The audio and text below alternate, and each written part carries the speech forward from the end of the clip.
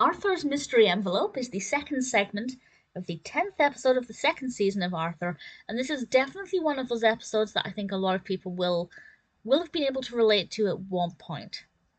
Mr. Heaney gives Arthur this rather thick envelope, and it starts off with Buster and Francine and Muffy, etc., all discussing what could be inside, and they suddenly decide that this must be a bad report for Arthur because he has to give it to his mother, and that he's going to end up going to summer school, and Arthur begins to panic, and he doesn't want to give his mother this envelope because he's scared of the unknown.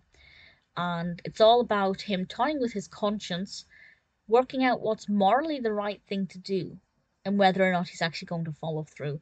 And to begin with, he definitely decides not to give it to his mother, and there's this wonderful dream sequence that I thought was brilliantly done, where he finds the envelope again, and it's massive.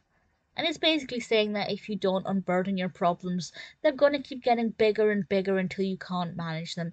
So it's better to just be out in the open and deal with things as required. And I thought that was very cleverly done.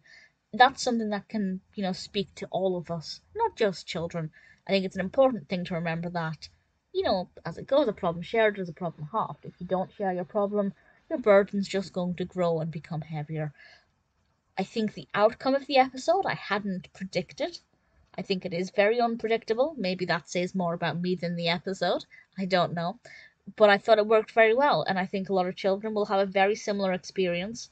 I don't remember personally ever receiving a note for a parent where I didn't know what the content was.